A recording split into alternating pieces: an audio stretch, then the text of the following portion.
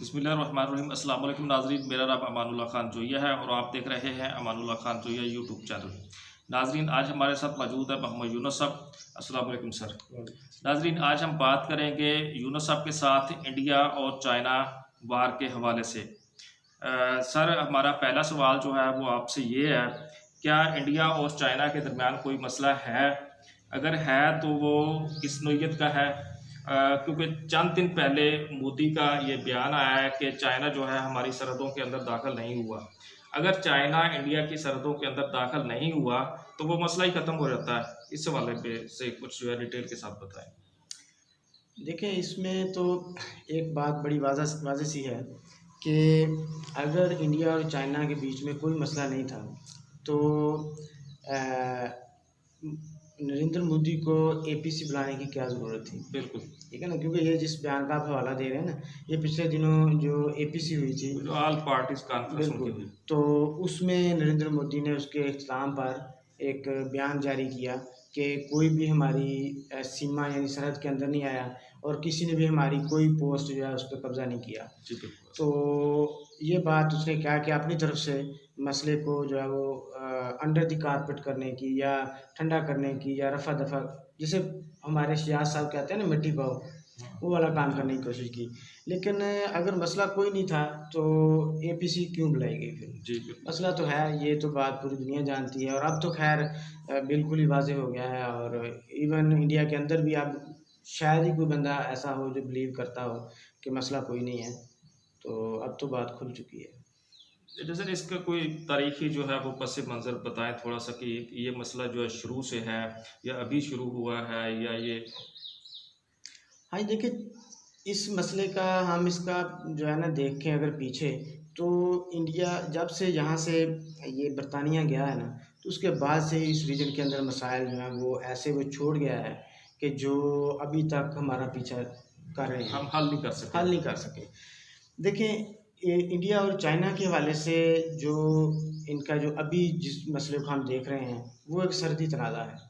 ठीक। लेकिन इंडिया और चाइना के बीच में जो इनकी आपस में जो मुखालफत है, इसकी बुनियाद सरहदी तनाज़े से बड़ी है। ठीक है ना, और इसका आगाज़ जो है वो यूँ समझ लें कि इंडिया की आज़ादी के बाद से शुरू हो गया था कि चूँकि इंडिया और चाइना के बीच में जो सरहद है वो वेल डिफाइंड नहीं थी। ठीक है ना, जैसे पाकिस्तान और अफ़गानिस्तान के बीच में जो डिविडेंड लाइन है वो वेल डिफाइंड नहीं है। तो आपको पता है कि अफ़गानिस्तान जो है वो और पाकिस्तान वो कभी भी बहुत अच्छे हमसाये का वो किरदार अदा नहीं कर सके। जी।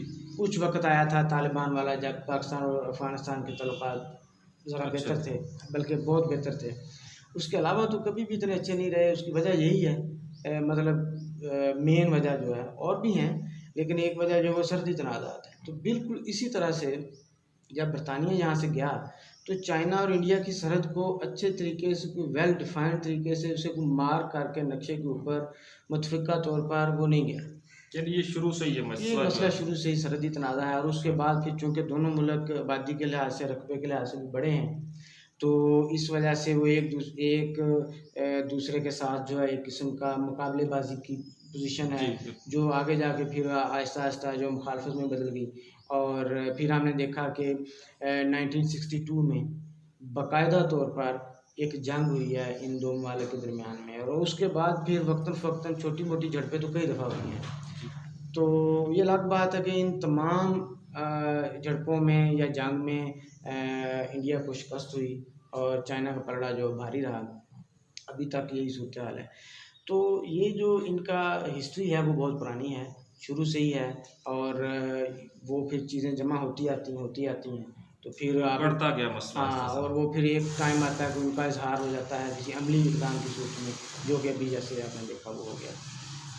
अच्छा सर, इंडिया के चाइना के अलावा यानी चाइना के साथ तो उसके तल्लुकात जो हैं अच्छे नहीं है, वो शुरू से उनका जो ये मसला चल रहा है। इसके अलावा जो इंडिया के हमसाया ममालिक हैं उनके साथ इंडिया के तल्लुकात कैसे हैं?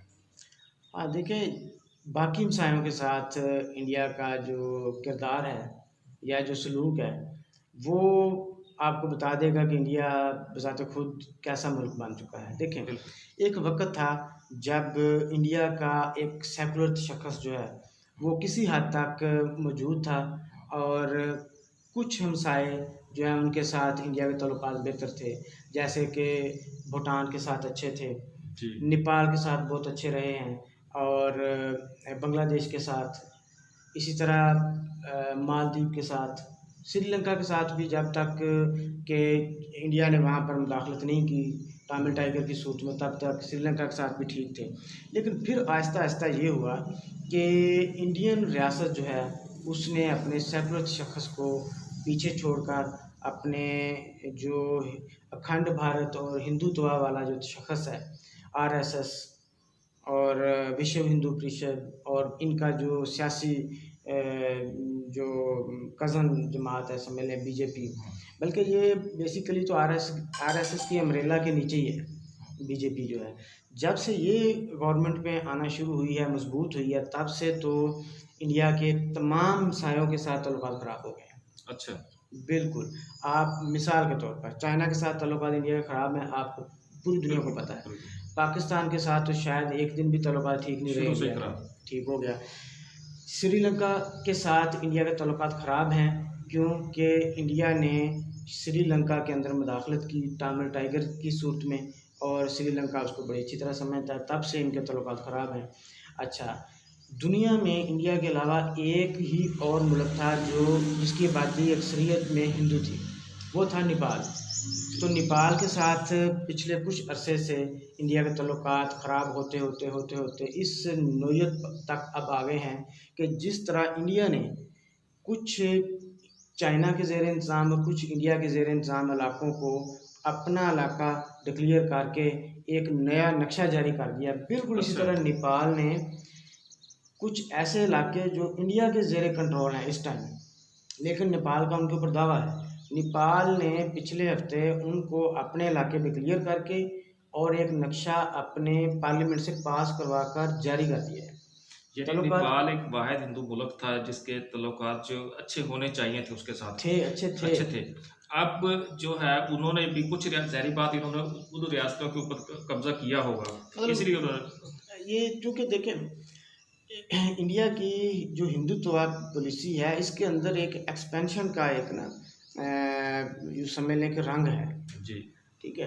तो ये फिर जब ये वाली चीज़ किसी राष्ट्र के अंदर आती है ना, तो वो फिर अपने हर हमसाए की कुछ ना कुछ टेरिटरी जो है उसको इनक्रोच करने की कोशिश करती है, अपना जो इन्फ्लुएंस है उसको बढ़ाने की कोशिश करती है। तो फिर जो हमसाया रियासतें होती हैं वो फिर ज़रा वो भी एक और लेवल पे चली जाती हैं रिस्पॉन्ड करने में, तो वो फिर बात जो है ना आस्ता आस्ता मुखालफत पर चली जाती है। तो नेपाल के साथ इस टाइम इंडिया का ताल्लुकात बहुत ख़राब है। नेपाल एक लैंड लॉक्ड कंट्री है जिसकी सारी तजारत जो है वो इंडिया के ज़रिए होती है, उसके बावजूद उसको इंडिया ने इतना मजबूर कर दिया कि आज नेपाल जो है बिल्कुल जिसे कहते हैं खम ठोंक कर इंडिया के मुकाबले पर उतर आया है। वो सरहदी तनाज़ात और वो सरहद जो इंडिया और नेपाल के दरमियान में थी, जहाँ पर कोई आर्मी नहीं हुआ करती थी, कोई वहाँ पे रोक टोक नहीं होती थी, इंडियन और नेपाली एक दूसरे मुल्कों में आज़ादाना जाते थे। आज नेपाल ने वहाँ पर अपनी फोर्सेस लगाना शुरू कर दी हैं और उस अपनी बाउंड्री को गार्ड करना शुरू कर दिया है। हत्ता कि चंद दिन पहले नेपाली फोर्सेस की फायरिंग से 2 इंडियन हलाक हो गए, जो कि बड़ी मामलात बहुत ज़्यादा ख़राब हो गए हैं। और ख़ास तौर पे जब से ये जो ओली की गवर्नमेंट आई है, कम्युनिस्ट पार्टी की गवर्नमेंट आई है नेपाल के अंदर, और उसके टाइज जो हैं वो चाइना के साथ ज़रा बेहतर हुए हैं, तो इंडिया के ऊपर उसकी डिपेंडेंस थोड़ी सी कम हुई है। और उधर से मोदी की गवर्नमेंट में आने के बाद इंडिया के का जो रवैया है वो भी ज़रा अपने हमसायों के साथ मज़ीद ख़राब हुआ है। तो एज़ ए होल जो रिज़ल्ट ये निकला कि नेपाल जो है वो भी आज इंडिया की एक बिल्कुल दुश्मन और मुखालिफ रियासत की शक्ल अख्तियार कर चुका है। अच्छा, फिर आ जाएँ आप बांग्लादेश के ऊपर। बांग्लादेश की बात यह है कि बांग्लादेश के ताल्लुकात इंडिया के साथ बेहतर थे, क्योंकि उसकी पाकिस्तान से अलहदगी में इंडिया का एक किरदार था, वो सबको पता है। लेकिन जब से इंडिया में ये जो शहरियत के ऊपर जो बिल NRC और CA पास हुए हैं, तो उसके बाद ये हुआ कि जो बांग्लादेश के साथ मुल्हक्का इंडिया की जो रियासतें हैं उनके अंदर बहुत सारी ऐसी आबादी है जो बांग्लादेश से जाकर वहाँ पे उन्होंने मुस्तकिल रहायश रखी हुई थी, वहाँ की शहरियत उन्होंने ली हुई थी, और वो उनके ऊपर इंडिया का और मौक़िफ़ था, बांग्लादेश का और था। लेकिन इन कवानीन के पास होने के बाद जो है वो बांग्लादेश ने उसके ऊपर एहतजाज किया है, और बांग्लादेश भी बिल्कुल इंडिया से खुश नहीं है, क्योंकि लाखों लोगों की वहाँ पर सर्वाइवल का मसला बन चुका है, और वो जो मामला जहाँ तक पहुँच गया है, श्रीलंका का मैंने आपको पहले बता दिया है जी। रह गया एक छोटा सा मुल्क है मालदीव। तो मालदीव में भी ये अभी कुछ रिसेंट पास में एक गवर्नमेंट तब्दील हुई है जो कुछ इंडिया नवाज है, तो उसकी वजूहत कुछ और हैं।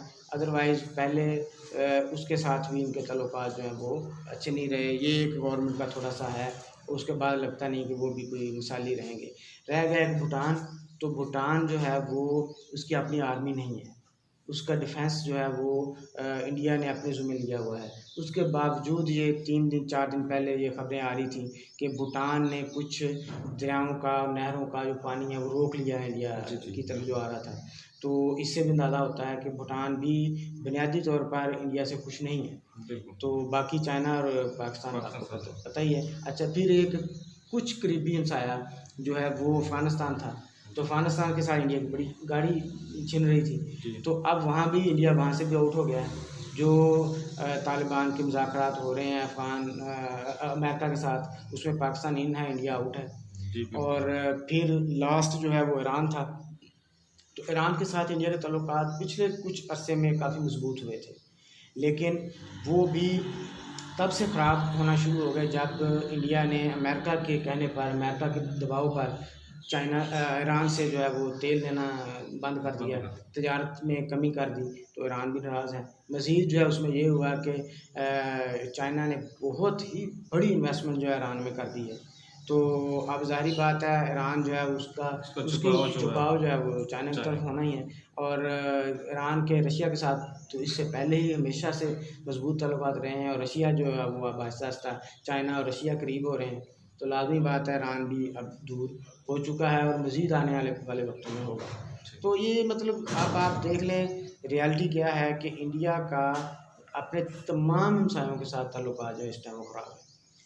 अच्छा सर, चाइना के जो हैं इंडिया के अलावा जो हमसाया ममालिक है, तो चाइना के अपने हमसाया ममालिक के साथ ताल्लुकात कैसे हैं?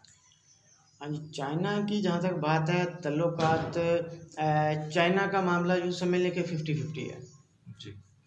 आपको पता है चाइना के पाकिस्तान के साथ ताल्लुकात मिसाली हैं, बहुत अच्छे हैं आपके सामने। अच्छा, उसके अलावा चाइना का बड़ा हमसाया जो है वो रशिया है। रशिया के साथ चाइना के ताल्लुकात पहले कुछ अच्छे नहीं थे, लेकिन अब अच्छे हो गए हैं और मज़ीद अच्छे हो रहे हैं। ठीक है। इसकी बहुत सारी वजूहत हैं, इंटरनेशनल पॉलिटिक्स का भी इसमें एक किरदार है। बाकी इनकी आपस में म्यूचुअल जो है वो भी बहुत सारी जो आपस में टाइज बन रहे हैं, मुआहदे हो रहे हैं, और स्ट्रेटजिक पार्टनरशिप जो है वो गहरी हो रही है। तो रशिया के साथ भी चाइना के ताल्लुकात अच्छे हैं। अच्छा, उसके बाद है आप समझ लें अफ़गानिस्तान। तो अफ़गानिस्तान में भी अफ़गानिस्तान के साथ चाइना के ताल्लुकात अच्छे हैं। जो अफ़गान हुकूमत है उसके साथ भी तजारती मुआहदे और इन्वेस्टमेंट चाइना ने की है, और जो तालिबान है उनके लिए भी फैसिलिटेटर का किरदार जो है वो चाइना अदा कर रहा है। दोहा में होने वाले मुज़ाकरात, मास्को में होने वाले राउंड जो हैं उसमें चाइना जो है वो उसका हिस्सा था। तो मतलब चाहे अब वाली अफ़गानिस्तान गवर्नमेंट समझें या आने वाले वक्तों में अगर तालिबान भी आते हैं तो चाइना के ताल्लुकात जो हैं वो अफ़गानिस्तान से अच्छे ही रहेंगे, दोनों हुकूमतों के साथ, यानी रशिया के साथ भी ठीक, पाकिस्तान के साथ भी ठीक, अफ़गानिस्तान के साथ भी ठीक। और फिर आप आ जाएँ शुमाली कोरिया जी। चाइना के ताल्लुकात शुमाली कोरिया के साथ बहुत बेहतरीन है, ये भी उसका एक हमसाया है। इंडिया के साथ चाइना के ताल्लुकात शुरू से ख़राब है, ये बात वाज़ेह है। अच्छा, इसके अलावा भूटान चाइना का एक हमसाया है। भूटान के साथ चाइना के ताल्लुकात आप यूँ समझ लें कि ठीक नहीं है। डोकलाम का एक वाक़या आपने सुना होगा जिसमें इंडियन और चाइनीज़ फोर्सेस आमने सामने आ गई थी। तो वो जो डोकलाम का इलाका था ना वो इंडिया का नहीं था। मतलब आम लोग समझते हैं कि शायद चाइना ने इंडियन इलाके में कोई कुछ किया था जिसकी वजह से आमने सामने आ गए, नहीं, वो इलाका असल में भूटान का था। तो चूँकि भूटान का इंडिया के साथ डिफेंस का मुआहदा है, तो इस वजह से इंडियन फोर्सेस वहाँ गई थी और चाइना के सामने जाके फेस ऑफ वहाँ पे उनका हुआ। क्योंकि भूटान का अपना जो डिफेंस का वो कोई इतना नहीं है, आर्मी नहीं है उनकी। अच्छा, फिर आ गया नेपाल। नेपाल भी चाइना का हमसाया है, तो नेपाल के साथ जो है ताल्लुकात वो आजकल बिल्कुल मिसाली हैं चाइना के साथ। चाइना और नेपाल के ताल्लुकात तो बहुत अच्छे हैं। तो इसके अलावा आप समझ लें, हाँ, जापान भी एक हमसाया है, उसके साथ चाइना के ताल्लुकात बिल्कुल ठीक नहीं है।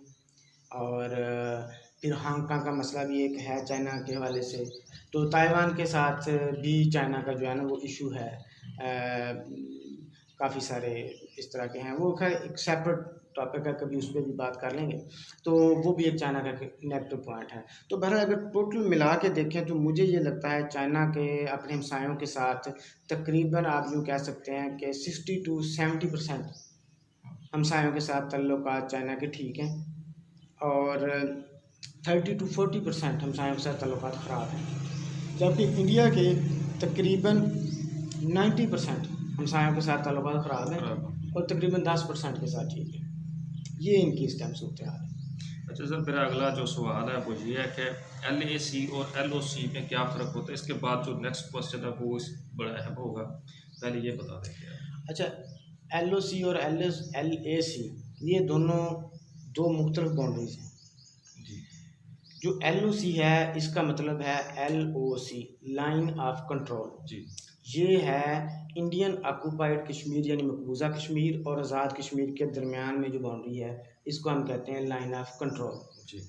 ठीक है, ये बिल्कुल वेल डिफाइंड है, नक्शे के ऊपर मार्क्ड है और बिल्कुल इसमें कोई बहान नहीं है।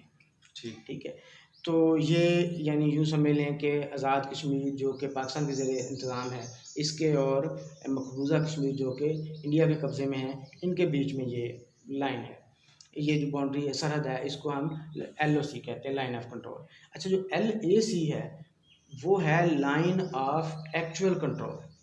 ये है इंडिया और चाइना के दरमियान में जो सरहद है उसका नाम है लाइन ऑफ एक्चुअल कंट्रोल। ये वेल डिफाइंड नहीं है, इस पे कंसेंसस नहीं है, इस पे मुत्फिक नहीं है और इसी पे आजकल जो है वो रौला पड़ा हुआ है, मसला बना हुआ है। तो सर अगला सवाल जो मैंने आपसे कहा था कि इसी के साथ जो है उसका तल्लुक है कि चाइना और इंडिया के दरमियान जो मसला है, क्या ये सरहदी मसला है या इससे बढ़कर है कुछ? हाँ जी, बिल्कुल, ये जो मसला चाइना और इंडिया का है ना, इसको बड़े वसी तनाज़ुर में देखने की ज़रूरत है। इसको एक सरहदी तनाज़ा नहीं समझना चाहिए, इसकी हद तक नहीं समझना चाहिए। देखें, इंडिया और चाइना के दरमियान में ये जो सरहद है ना, LAC, ये कोई आज तो नहीं बनी, ये तो शुरू से बनी हुई है। तो इसके ऊपर जब भी कोई तनाज़ा या कोई दबाव बनता है या बढ़ता है तो उसकी बहुत सारी वजूहात होती हैं। मिसाल के तौर पर अभी आप देखें, थोड़ा सा पास्ट में चले जाएं तो इंडिया ने अमेरिका के साथ स्ट्रेटजिक अलाइनमेंट जो है वो कर ली है ओबामा के दौर से। इनकी बड़ी शुरू से, इससे पहले भी इनकी एक लाइन बन रही थी, लेकिन बाकायदा मुआहदों की सूरत में ओबामा और उसके बाद ये बुश के इसके ट्रंप के दौर में तो ये और बात बहुत आगे चली गई। तो उन्होंने अमेरिका ने अपनी जो ये कमांड थी इंडो पैसिफिक, इसका नाम भी मतलब इंडो पैसिफिक कर दिया, और वो अपनी जो बाकी अमेरिकन इत्तेहादी हैं उनके साथ भी चाइना की इंडिया की जो अलाइनमेंट है वो मजबूत हो रही है, जैसे कि ऑस्ट्रेलिया, जैसे कि जापान। अब देखें, ऑस्ट्रेलिया भी, जापान भी, अमेरिका भी चाइना के बदतरीन मुखालिफ ममालिक हैं। तो इंडिया अब इंटरनेशनल लेवल पर इन ममालिक के साथ अपने टाइज जो हैं वो अपने जो कनेक्शन है वो गहरे कर रहे हैं। तो ये जो लाइन ऑफ एक्चुअल कंट्रोल पे होने वाला जो तनाज़ा है, इसमें जो है ना वो असरात ये बाकी इंटरनेशनल लेवल पे होने वाली जो वहाँ पे जो वाक़यात हैं उनका भी इसमें असर है। तो ये एक इसकी एक हिस्ट्री भी है शुरू से, और इसका एक इंटरनेशनल भी एक जो है ना वो मंजरनामा है जो इन दोनों के दरमियान में किरदार अदा करता है। तो बिल्कुल इसे एक सरहदी तनाज़ा नहीं समझना चाहिए, इसे एक इंटरनेशनल रीअलाइनमेंट के तौर पे देखना चाहिए। अच्छा सर, नेक्स्ट क्वेश्चन ये है कि क्या इंडिया और चाइना के दरमियान जंग हो सकती है? अगर जंग हो जाएगी, अगर जंग हो सकती है, तो उसमें किस मुल्क का पलड़ा भारी होगा? देखिए, पहली बात तो ये है कि जंग हो सकती या नहीं हो सकती। जी। इसमें ये है कि इंडिया इस टाइम जंग नहीं करना चाहता ठीक। और इंडिया जंग करने की पोजीशन में भी नहीं है। जी। अच्छा, चाइना की तरफ आ जाए तो चाइना भी जंग नहीं करना चाहता, लेकिन वो जंग करने की पोजीशन में है। जी। तो जंग के चांसेस जो हैं वो 50% से कम है जंग होने के। जंग ना होने के इम्कानात वो ज़्यादा हैं। अच्छा, अगर दूसरा आपका ये था कि भाई जंग अगर हो जाती तो किसका पलड़ा भारी रहेगा, तो ये बड़ा आसान सा सवाल है कि इसमें लाजमी बात है कि चाइना और इंडिया का आपस में कोई कंपैरिजन नहीं है। देखें, आज से पहले होने वाली तमाम जंगों में चाइना का पलड़ा भारी रहा है और इस टाइम वो इंडिया में कहा जाता है कि ये 1962 नहीं है, तो जी। चाइना वाले भी कहते हैं कि वाकई ये 1962 नहीं है, अब उससे भी ज़्यादा मार पड़ेगी जितनी आपको। वहाँ पर फुट पड़ेगी उससे ज़्यादा फुट पड़ेगी। अब ज़्यादा बढ़ेगी। और फिर ये देखें, ये सिर्फ आर्मी का आपस में जो डिफेंस मैकेनिज्म है या जो ऑन ग्राउंड ट्रूप्स हैं या ये जो बरी बहरी और फ़ज़ाइया है, इनका आपस में कंपैरिजन करें तो आपको डबल ट्रिपल का यानी 1 और 3, फर्क नजर 1 आएगा। और 4 की रेशो मिलती है कहीं पे 1 और 3, कहीं 1 और 2, कहीं 1 और 4 की रेशो मिलती है। ये तो है ही है, लेकिन जो जंग के मैदान हैं वो सिर्फ अब ये ज़मीन, समुंदर और फ़ज़ा ही नहीं रह गई, अब खला भी एक जंग का मैदान बन चुका है। ठीक है, तो स्पेस के अंदर भी एक अब जंग जो होगी ना, वो स्पेस में भी लड़ी जाएगी, तो उसमें चाइना और अमेरिका का आपस में कोई कंपैरिजन ही नहीं है। चाइना और इंडिया। सॉरी, चाइना और इंडिया का आपस में कोई कंपैरिजन नहीं है। यानी कि जो इलेक्ट्रोमैग्नेटिक जो स्पेक्ट्रम है या इलेक्ट्रोमैग्नेटिक जो एक स्फीयर है जंग का, उसमें चाइना अब इतना आगे चला गया कि वो अमेरिका की को टक्कर देने की पोजीशन में आ चुका है। तो इंडिया तो बहुत पीछे है। यानी कि आज का डिफेंस जो है वो चाहे मिसाइल डिफेंस सिस्टम को आप ले लें या मिसाइल के ज़रिए अटैक करने की आप बात कर लें या वैसे अपनी फोर्सेस के साथ जितनी कम्युनिकेशन है और ये सारी चीज़ें जो हैं ये सैटेलाइट्स के ज़रिए होती हैं। तो सैटेलाइट्स के मामले में चाइना जब चाहे इंडिया की तमाम कम्युनिकेशन जो है जान कर सकता है। अच्छा सर, आपने और आपको पता होगा कि अमेरिका के बाद चाइना वाहिद मुल्क है जिसके पास ये कैपेबिलिटी है और कुछ साल पहले चाइना ने इसका इजहार भी किया था कि स्पेस के अंदर किसी सैटेलाइट्स को जब चाहे चाइना तबाह कर सकता है। अच्छा। और ये करके दिखा दिया था, ये प्रैक्टिकल चाइना ने कर दिया था, जिसके बाद दुनिया में बड़ा वावेला मचा। अमेरिका ने बड़ा शोर शराबा किया, हालांकि अमेरिका उससे पहले जो मुजाहरा कर चुका था, तो चाइना ने ये करके दिखा दिया। इसका क्या मतलब है कि जब चाहे जिस मुल्क का चाहे सैटेलाइट वो तबाह कर सकता है, उसके पास सलाहियत है। हाँ, जाम कर सकता है। तो वहाँ जब जाम हो जाता है, फिर उसके अलावा एक और मैदान है जंग का, साइबर स्पेस। जी। साइबर स्पेस जो है ये इंटरनेट की दुनिया, ये कम्युनिकेशन का ये एक और लेवल है। इसमें चाइना बहुत आगे जा चुका है। ये अभी 3-4 दिन पहले आप अगर इंडियन मीडिया को फॉलो करें तो आपने देखा होगा कि वहाँ पर बहुत ज़्यादा रिपोर्ट्स आ रही थी कि इंडिया की बहुत सारी जो बड़ी हसास किस्म का जो डाटा है वो हैक कर लिया गया है और उसमें वो नाम ले रहे थे चाइनीज़, शुमाली कोरियन और पाकिस्तानी हैकर्स का। ठीक है, तो वो जो है अब आप देख लें, अगर ये तो भी जंग बाकायदा तौर पे खुल्म खुला शुरू ही नहीं हुई, शुरू भी नहीं हुआ। अगर हो जाए तो फिर क्या आलम होगा, तो वो फिर आप खुद ही अंदाजा लगा तो सर लें। तो आपने कोई कंपैरिजन नहीं है इंडिया और चाइना का। 2-3 दफ़ा अमेरिका का नाम लिया है, तो अमेरिका इस सारे मसले को किस नज़र से देखता है, या उसका क्या किरदार है इसमें?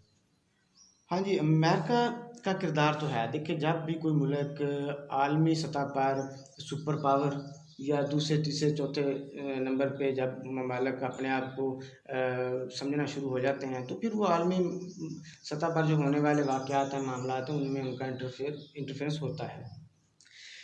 असल में मुझे जो लगता है वो ये है कि अमेरिका की ये हिस्ट्री है या उसने पहले एक एक्सपीरियंस किया हुआ है। जी। वो एक्सपीरियंस किया था उसने अफ़गानिस्तान के अंदर रशिया के ख़िलाफ़। जी। यानी जब उसने देखा कि रशिया जो है अमेरिका ने देखा कि उसके मुकाबले में एक ताकत बनता जा रहा है और रशिया ने गलती ये की अफ़गानिस्तान के ऊपर, अफ़गानिस्तान के अंदर वो आ गया, तो अमेरिका ने पाकिस्तान को साथ मिलाया और अफ़गानिस्तान के अंदर जहाज़ शुरू कराया और वहाँ पर रशिया को शिकस्त दे दी। जी जी। और रशिया जो है वो एक बड़े थ्रेट से वो कम होकर एक छोटा थ्रेट रह गया अमेरिका के लिए। आज अमेरिका देख रहा है चाइना को एक बड़े थ्रेट के तौर पर। तो मुझे ये लगता है कि शायद जो अमेरिका है वो रशिया वाला मॉडल चाइना के साथ अप्लाई करना चाहता है, यानी जैसे उसने पाकिस्तान और अफगानों को इस्तेमाल करके रशिया को तोड़ा था, शायद अमेरिका ये चाहता है कि इंडिया को इस्तेमाल करके चाइना के साथ जो है वो चाइना को नुकसान दिया जाए, यानी उसकी चतुराहट कायम रहे। ताकि बिल्कुल चाइना कमज़ोर हो तो अमेरिका जो है उसके लिए स्पेस जो है वो पहले की तरह उसके मुकाबले बिल्कुल ताकत सामने ला सके। बन सके। लेकिन इंडिया के अंदर शायद वो हिम्मत, वो जो है ना जिगर नहीं है, जज्बा नहीं है, वो नहीं है जहाद कि जो अफगानिस्तान के अंदर या जो पाकिस्तान के ज़रिए मुसलमानों का हुआ, था। वो शायद बात यहाँ पे बनती हुई नज़र नहीं आ रही। और अगर इंडिया ने पंगा लिया भी अमेरिका के उकसाने पर, क्योंकि अमेरिका ने ये ऐलान कर दिया ना कि वो अपनी यूरोप के अंदर से अपने फ़ौजें जो है निकाल कर इंडियन ओशन में और साउथ चाइना सी के अंदर वो लाने का उसने ऐलान कर दिया है। अगर इस और इंडिया के अंदर ये इस पे बड़ी बगलें बजाई जा रही हैं, और इस चक्कर में आकर इंडिया ने चाइना के साथ पंगा लेने की कोशिश की, तो अमेरिका का मकसद तो पूरा नहीं होगा कि चाइना तबाह हो जाए, लेकिन इंडिया के पल्ले कुछ नहीं रहेगा, ये बात तय है। क्योंकि ना चाइना रशिया है, ना इंडिया अफ़गान और इंडियन जो है वो अफ़गानी और पाकिस्तानी हैं। ये बड़ा फ़र्क है इसमें। तो अमेरिका तो तब भी दूर था, अमेरिका अब भी दूर है। अमेरिका ज़्यादा से ज़्यादा असला दे सकता है, पैसे दे सकता है, और तो कुछ नहीं कर सकता इस मामले में। तो बहरहाल ये मुझे यही लगता है कि अमेरिका इसमें बिल्कुल मुलव्वस है, इसके अंदर मौजूद है, और वो अपने लिए इसमें कुछ ना कुछ अपने मकासद की तकमील के लिए जो उससे हो सका वो करने की कोशिश एक शैतान का रोल अदा कर रहा है ताकि अपना मफाद जो है वो वो हासिल बिल्कुल, करना ये चाहे। हर रियासत ही करती है वैसे अपने मफादात के लिए, तो अमेरिका भी कर रहा है, और वो उसमें जायज़ नाजायज़ भी वो बिल्कुल कोई नहीं देख रहा होता। जैसे चाइना इस तनाज़े से क्या हासिल करना चाहता है, उसे क्या मिलेगा इस तनाज़े से जो ये अभी शुरू हुआ है, इससे क्या उसे फ़ायदा हासिल हो सकता है? जी, अच्छा देखें, ये जो अभी जो रिसेंट जिसकी वजह से चाइना और इंडिया खबरों में है, वो क्या वाक़या है? वो वाक़या सिर्फ़ इतना है कि ये जो सरहद है ना LAC, इसके ऊपर चूँकि दोनों का इत्तेफ़ाक नहीं है, तो यहाँ पर आप देखें ना मैप के ऊपर, तो एक लाइन इंडिया ने ड्रा की हुई है चाइना की वाली साइड पे, कि ये जी लाइन ऑफ कंट्रोल है, एक्चुअल कंट्रोल है, ये सरहद है। अच्छा, एक और लाइन जो चाइना मानता है जो इंडिया वाली साइड पे है, वो कहता है ये सरहद है। अच्छा, इन दोनों लाइन्स के बीच में एक इलाका है जिसको ग्रे एरिया कहा जाता है।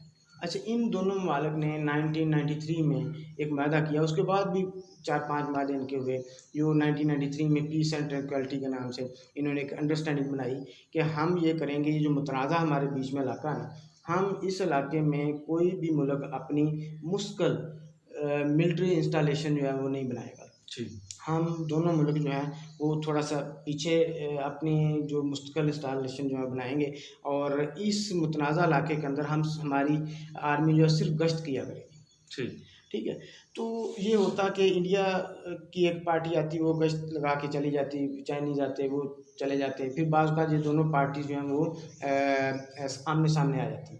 और जब आमने सामने आ जाती तो फेस ऑफ हो जाता कभी कभी इनका, तो फिर इसके लिए भी इनके SOPs थे, वो फिर ये वापस चले जाते, और फिर वो लोकल कमांडर्स और जो सफारती सतह पर इसके ऊपर बातचीत होती।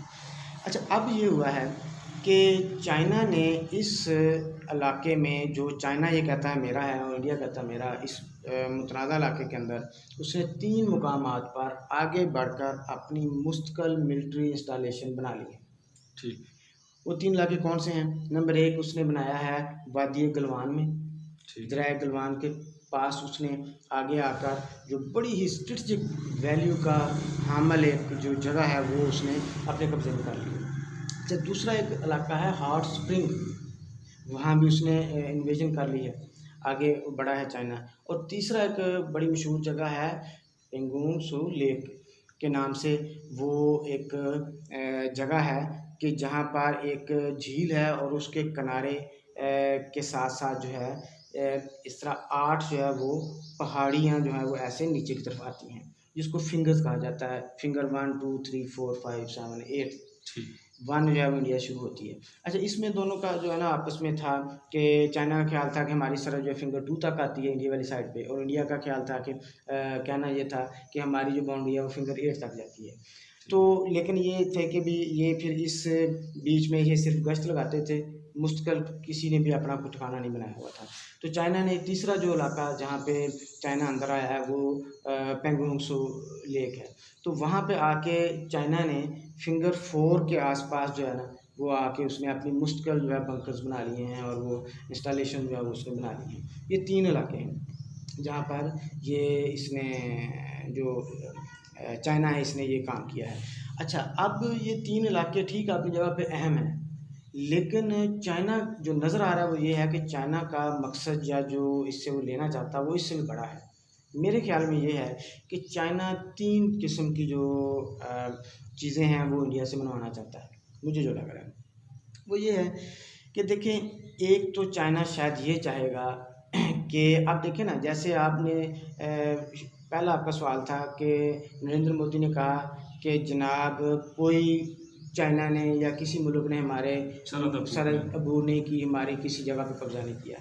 तो इससे अब इंडिया क्या चाहता था, इंडिया सिर्फ ये चाहता है कि भी अब चूँकि नरेंद्र मोदी ने अपने मुल्क के अंदर अपना एक इमेज बनाया हुआ है ऐसा कि जनाब वो 56 इंच की छाती और वो बल्ले बल्ले सुपरमैन, आपको शुक्र के सेंटीमीटरों में शायद होगी 56 इंच की जो थी। बिल्कुल बिल्कुल। तो वो एक ऐसे था जैसे ना वो एक शेर के ऊपर बैठा हुआ था खुद नरेंद्र मोदी।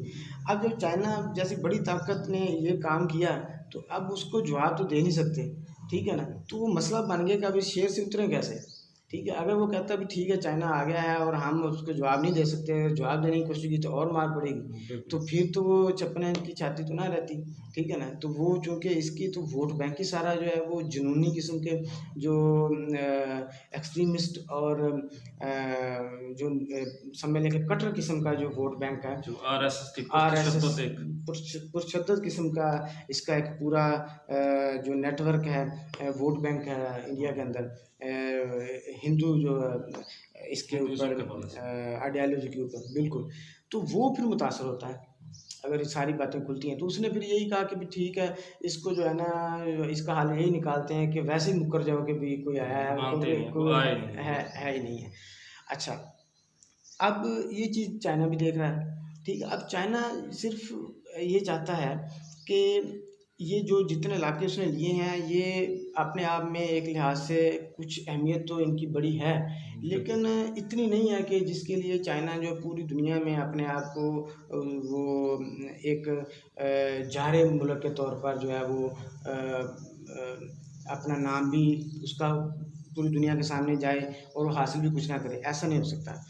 चाइना जो है वो एक तो मेरे ख्याल में ये चाहता है कि इस वाक़यात के बाद जहाँ पे इंडिया के 20 जो हैं वो फ़ौजी हलाक हुए हैं जो बताया जा रहा है, लेकिन रिपोर्ट्स आ रही हैं कि शायद इससे ज़्यादा हैं इनकी तादाद।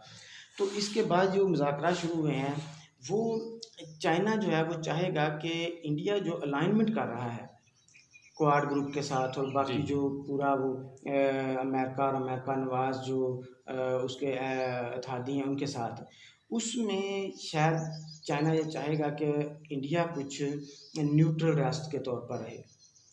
इतना अग्रेसिव जाके स्ट्रेटजिक लेवल के मुआहदे जो हैं जैसे ये ऑस्ट्रेलिया के साथ रिसेंट में इन्होंने किया है, जापान के साथ, अमेरिका के साथ, वो ना करे उस तरह से। दूसरी चीज़ जो वो शायद ये है कि जो सीपेक की मुखालफत इंडिया कर रहा है बड़ी शद्दोमत के साथ, चाइना ये चाहेगा कि इंडिया इस काम को तर्क कर दे, चाहे सीपेक का हिस्सा बन जाए या अगर हिस्सा नहीं बनना तो कम से कम इसकी मुखालफत जो है इतनी अग्रेसिव अंदाज में वो ना करे, छोड़ दे। तीसरी चीज़ जो है वो ये है कि इंडिया जो अपनी सरहद के साथ साथ बहुत बड़े पैमाने पर मिलिट्री के हवाले से कुछ तामीरात कर रहा था, कुछ रोड्स बना रहा था। जैसे वो एक बड़ी मशहूर रोड है DSDBO रोड जो है, तो उस रोड को शायद चाइना चाहेगा कि उसकी उस पर काम बंद हो जाए, और जो कारगिल और जो सियाचिन के आसपास जो इस रोड को और आगे मज़ीद जो नेटवर्क बनाया जा रहा है इधर कश्मीर वाली साइड पे, उसको उस पर काम जो है वो इंडिया जो ना करे, बंद कर दे, ताकि सरहद के ऊपर जो है वो इंडियन मिलिट्री की जो पोजीशन है वो जैसी है बस वैसी रहे, इसमें वो इजाफा ना हो। और तो मतलब ये चीज़ें हैं जो चाइना शायद इन मुज़ाकरात में हासिल करना चाहे। आप देखें कि किस हद तक इसमें वो कामयाबी होती है या नहीं होती, क्योंकि अभी ये कल से ये रिपोर्ट्स ये भी आ रही हैं कि चाइना जहाँ तक आ चुका है वहाँ वो इस तरह की एक्टिविटी उसकी चल रही हैं कि जिससे लगता है शायद वो इससे भी आगे चला जाए, क्योंकि वो वहाँ पर पीछे जो रोड्स हैं उनको खुला कर रहे हैं, बुलडोज़र वहाँ पे ले आए हैं और इस तरह की हैवी मशीनरी ले आए हैं, जिससे लगता है कि शायद वो आगे बढ़ के कुछ और भी जो हासिल है करना चाहते हैं। कुछ कंक्रीट जो है ना वो तामीरात करना चाहते हैं। तो ये चीज़ बहरहाल आने वाले दिनों में पता चलेगा अभी मज़ीद किस रुख पे बैठती है। तो सर, पाकिस्तान का इंडिया और चाइना तनाज़े से क्या ताल्लुक़ हो सकता है? क्या इसे पाकिस्तान को इस तनाज़े से फ़ायदा हासिल हो सकता है या नुकसान होगा? जी, देखिए जब किसी भी खित्ते में इस तरह का कोई तनाज़ा होता है तो बाकी ममालिक जो हैं बिल्कुल लाग-थलग तो नहीं रह सकते। बिल्कुल। ये चाइना और इंडिया के साथ तो पाकिस्तान के जो है ताल्लुकात ही बड़े गहरे हैं।